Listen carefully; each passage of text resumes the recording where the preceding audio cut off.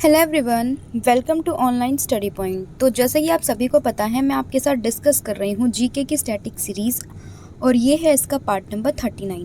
और इस वीडियो में मैं इंक्लूड करूँगी आपका एक पर्टिकुलर टॉपिक, लेकिन इस सीरीज़ में मैंने आपके साथ history, geography, polity, science, economics, science and technology और मिसलेनियस के क्वेश्चंस को डिस्कस किया है, जो आपके आने वाले सभी एग्ज़ाम के पॉइंट ऑफ व्यू से काफ़ी इंपॉर्टेंट है। तो शुरू करते हैं आज की वीडियो, लेकिन उससे पहले एक इम्पोर्टेंट इन्फॉर्मेशन आप सभी स्टूडेंट के लिए जो प्रिपरेशन कर रहे हैं एसएससी की, कि टेक्स्ट बुक लेके आया है आप सभी के लिए 4000 स्मार्ट क्वेश्चन बैंक। ये जीके का स्मार्ट क्वेश्चन बैंक होगा, जो हिंदी और इंग्लिश दोनों वर्जन में अवेलेबल है। इसके कुछ की फीचर्स हैं, जैसे कि इसमें आपको 4000 स्मार्ट क्वेश्चन बैंक मिलेंगे जो प्रीवियस ईयर से लिए हुए हैं, और साथ ही में जो आगे आने वाले एग्ज़ाम में पूछे जाने की संभावनाएं हैं। साथ ही में इसमें आपको टाइम मिलेगा कि एक क्वेश्चन को आपको कितना टाइम देना है, ये पर्टिकुलर आपको बताया जाएगा। कौन सा क्वेश्चन आपको स्किप करना है, कौन सा करना है, ये भी आपको बताया जाएगा। साथ ही में आपको स्मार्ट आंसर की मिलेगी, उसका प्रॉपर डिटेल्ड सोल्यूशन आपको प्रोवाइडेड होगा, और साथ ही में आपको फ्री वीडियो लेक्चर भी प्रोवाइडेड होंगे। तो ये सभी फीचर्स हैं इस बुक के। अगर आप इस बुक को परचेज़ करना चाहते हो तो वीडियो के डिस्क्रिप्शन में लिंक है, वहाँ पर जाकर आप अमेज़ॉन या फ्लिपकार्ट कहीं से भी इसको परचेज़ कर सकते हो।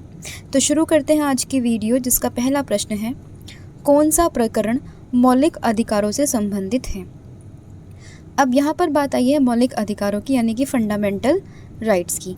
बात करें फंडामेंटल राइट की, तो ये हमारे संविधान के भाग नंबर 3 में है, और ये कहाँ से कहाँ तक है आर्टिकल, तो ये है 12 से 35 तक। ठीक है। अब आपसे पूछा है कि इनमें से कौन सा प्रकरण जो है वो मौलिक अधिकारों से संबंधित है। तो इसके लिए आपके पास 11 सेकंड का समय है, और आपके पास ऑप्शन है गोलकनाथ बनाम पंजाब राज्य केस, पश्चिम बंगाल बनाम भारतीय, शर्मा बनाम कृष्णा, बॉम्बे राज्य बनाम बलसारा। तो इसका जो राइट आंसर है वो है गोलकनाथ बनाम पंजाब राज्य। फिर है राष्ट्रीय मतदाता दिवस प्रत्येक वर्ष कब मनाया जाता है। तो बात करें राष्ट्रीय मतदाता दिवस की, तो ये हर साल 25 जनवरी को मनाया जाता है। फिर नेक्स्ट क्वेश्चन है, निम्नलिखित कथनों में से कौन सा कथन सत्य नहीं है। आपको बताना है कि इनमें से कौन सा कथन सत्य नहीं है। टाइम है 22 second and the option are, उपराष्ट्रपति पद के लिए पात्र बनने के लिए 35 वर्ष की आयु पूरी होनी चाहिए, भारत का नागरिक होना चाहिए, पुनः चुनाव के योग्य नहीं है, या फिर शपथ उसको भारत का राष्ट्रपति दिलाता है। तो देखिए, आयु 35 वर्ष होनी चाहिए, बात बिल्कुल सत्य है। भारत का नागरिक होना ये भी ज़रूरी है। शपथ जो है वो भारत का राष्ट्रपति दिलाता है, यह बात भी सत्य है। लेकिन उपराष्ट्रपति पुनः चुनाव के लिए योग्य नहीं है, ये बात बिल्कुल गलत है। तो इसका जो राइट आंसर हो जाएगा वो हो जाएगा ऑप्शन नंबर सी।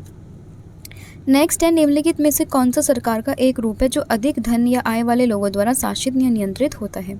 टाइम है 16 second and the option are junto, धनिक तंत्र, धर्म तंत्र या फिर कुलीन तंत्र। तो देखिए, इसका जो राइट आंसर होगा वो होगा धनिक तंत्र, क्योंकि धनिक तंत्र जो है ये एक ऐसा रूप है सरकार का जो अधिक धन या आय वाले लोगों के द्वारा संचालित होता है।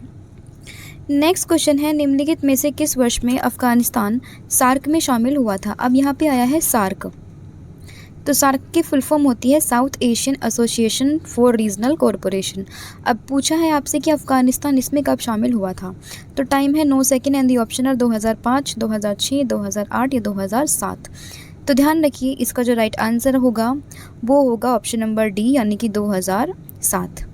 नेक्स्ट है, मई 2019 में नए केंद्र सरकार के शपथ ग्रहण के बाद युवा मामलों और खेल विभाग को निम्नलिखित में से किसे आवंटित किया गया था। तो यहाँ पे बात 2019 की हुई है, तो उसमें जो युवा मामले और खेल विभाग का जो मंत्रालय था वो दिया था किरण रिजिजू को, यानी कि ऑप्शन नंबर डी। नेक्स्ट है, नाबार्ड की स्थापना कब की गई थी। अब आपसे पूछा है नाबार्ड। तो सबसे पहले जान लीजिए कि जो नाबार्ड है ये एग्रीकल्चरल बैंक है, यानी कि एग्रीकल्चर से संबंधित जो भी लोन जो कुछ भी होता है वो सब इसी बैंक के अंतर्गत होता है। तो आपसे पूछा है कि इसकी स्थापना कब हुई थी। टाइम है 7 second and the option are 1980, 1981, 1982 या 1983। तो देखिए, इसका जो सही आंसर है वो है 1982, यानी कि ऑप्शन नंबर सी। फिर है, राज्य के मुख्य सूचना आयुक्त को डैश के द्वारा नियुक्त किया जाता है। आपसे पूछे कि राज्य जो मुख्य सूचना आयुक्त होता है राज्य का, उसको कौन नियुक्त करता है।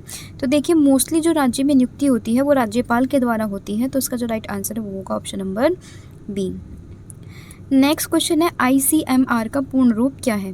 तो ICMR का पूर्ण रूप, तो ये आपके लिए 4 ऑप्शन है, जैसे कि पहला Indian council of mental research नहीं है, Indian climate and metrological research, Indian cultural and management research, तो राइट आंसर इसका होगा Indian council of the medical research, यानी कि ऑप्शन नंबर डी।